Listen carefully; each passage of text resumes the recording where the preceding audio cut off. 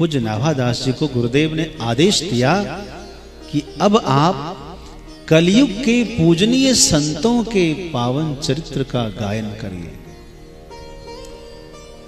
कहा गुरुदेव, संतों की महिमा गाना इतना आसान नहीं है, संत को समझना इतना आसान तो नहीं है।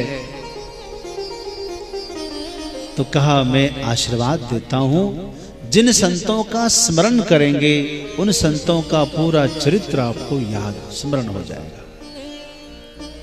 और ऐसा ही हुआ, संतों को स्मरण करते गए और उनका जीवन, पूरा जीवन चरित्र उनको याद हुआ और सबकी जीवनचर्या, पूरी जीवनी गाथा, जिसको हम भक्तमाल कहते हैं।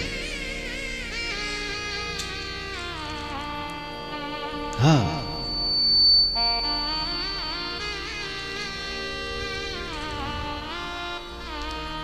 तो भक्तमाल की रचना होती है पूज्य श्री नाभादास जी गोस्वामी ने। और इस नाभादास जी की रचना भक्तमाल के 56 छंद को प्रकाशित टीका के रूप में प्रियादास जी ने इसकी टीका लिखी है, हरिबोधनी टीका, जो सरल भाषा में नाभादास जी की व्याख्या किया है। तो हम क्रमशः इसको श्रवण करेंगे। और यही भक्तमाल, तो मैंने आपको बताया जो पूजनीय संत जन है, यही इस भक्तमाला के मणि है, रत्न है। अब छोटा सा एक प्रसंग है कि भक्तमाल की रचना होने के बाद, समझो जिसे माला बना दी हमने, तो माला में सुमेरु कौन होगा, सभी संतों में सिरमौर कौन होंगे, संत शिरोमणि कौन होंगे, ऐसा प्रश्न था। पूज्य नाभादास जी पूरे भारत में भ्रमण करते हैं, तो काशी भी आए। उस समय गोस्वामी तुलसीदास जी महाराज अपनी कुटिया में नहीं थे, चित्रकूट गए हुए थे। नाभादास जी आए, किसी से पूछा तो कहा कि अभी तो नहीं है।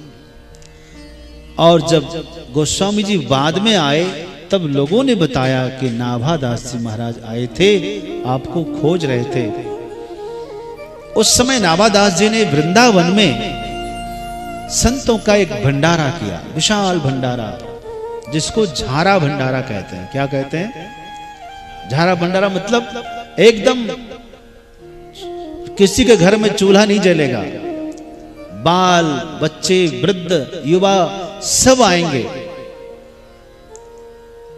इसको झारा भंडारा, पूरे देश के कोने कोने से संत जन पधारे। और उसमें गोस्वामी तुलसीदास जी भी गए काशी से। लेकिन जब तक ये पहुंचे तब तक भंडारा का पत्तल चल चुका था और सब परोसने वाले परोस चुके थे, व्यंजन सब परोस दिए थे। जगह भी नहीं थी ठीक ठाक, कहीं जगह नहीं थी। और तो कहते हैं ना, हमारे यहाँ संतों में एक कहावत है कि पंगत का चूका साधु और डाल का चूका बंदर, कहीं का नहीं रहता। बंदर यदि डाल से चूक जाए, बंदर का बच्चा यदि डाल से छूट जाए तो कोई बचाएगा उसको, सीधे नीचे गिरेगा।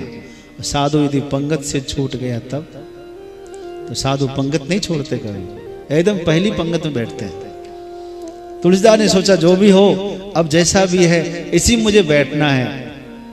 तो कहां बैठेंगे? सभी संतों के जूते रखे थे जहां पर,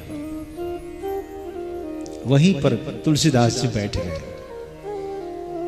अब वो परोसने वाले आए तो सारे संत उस समय अपने अपने पात्र में ही खाते थे, भोजन करते, अपना पात्र होता था सबका।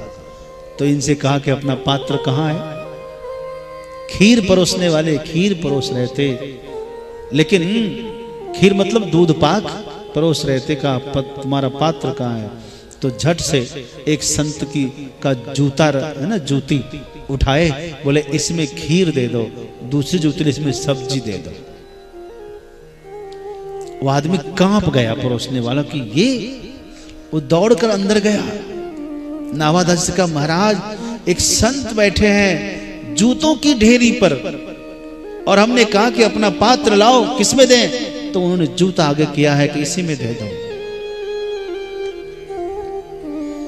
दौड़ करके नाभादास जी आ गए, दंडवत प्रणाम किया है, कहा कि अवश्य आप ही तुलसीदास जी हैं। बोले जी, कहा मुझे संत शिरोमणि मिल गए, संत सिरमौर मिल गए। बोली संत शिरोमणि गोस्वामी तुलसीदास जी महाराज की जय। जगत गुरु नाभादास जी महाराज की जय हो।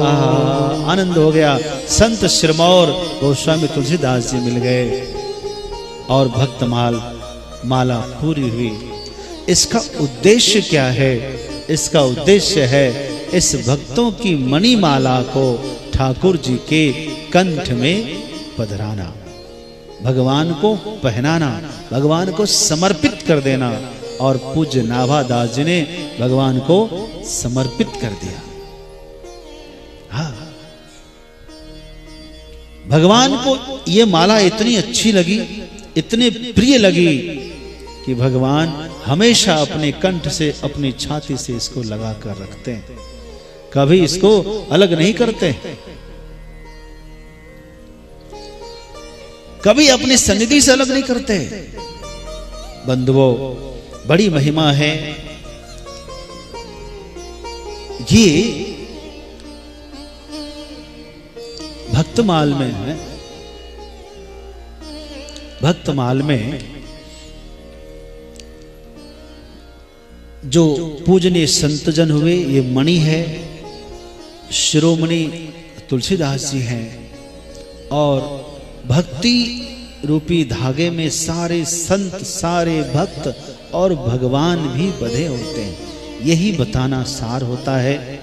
और भक्ति भक्त भगवंत गुरु चतुर नाम बपु एक, इनके पद बंदन किए नाशे विघ्न हरे।